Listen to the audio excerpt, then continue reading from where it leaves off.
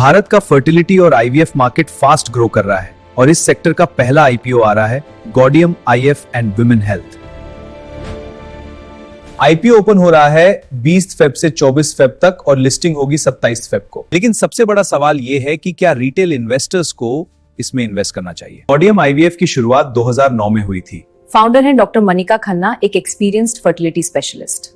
Company का business model simple है, IVF और fertility treatments, IUI, ICSI, egg freezing, women health support services, hub and spoke model, main IVF centres plus satellite clinic. Currently 30 plus centres across India operate कर रहे हैं।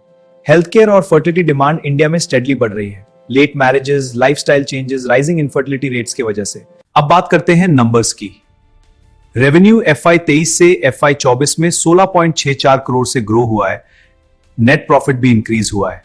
Margins काफी strong है, around 40% plus EBITDA level. ये indicate करता है कि company profitable है और high value medical services provide कर रही है।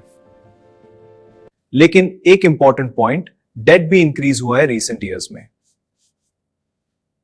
कंपनी के major positives, growing IVF industry, India का आईवीएफ मार्केट नेक्स्ट 10 इयर्स में स्ट्रॉन्ग CAGR से ग्रो करने वाला है। दूसरा, एक्सपीरियंस्ड फाउंडर लेड मैनेजमेंट। तीसरा, नेशन वाइड प्रेजेंस। चौथा, strong profitability margins. Health care sector long term theme है, डिमांड साइक्लिकल नहीं होती, ये एक एसेंशियल सर्विस है।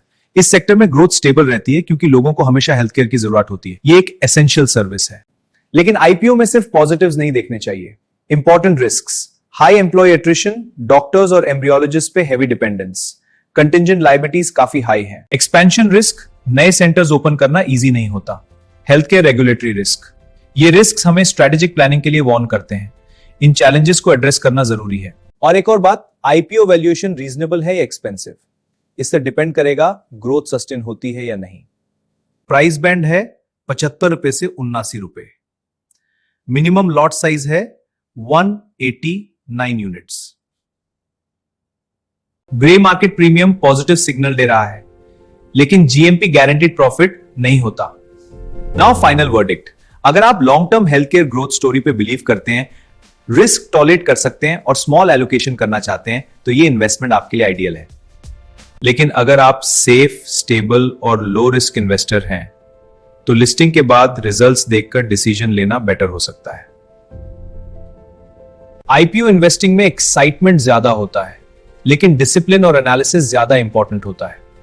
मैं पर्सनली आईपीओ में हमेशा एलोकेशन स्मॉल रखता हूं और लॉन्ग टर्म फंडामेंटल्स देखता हूं। आप अप्लाई करेंगे या स्किप, कमेंट में बताएं। यह वीडियो इन्वेस्टमेंट एडवाइस नहीं है।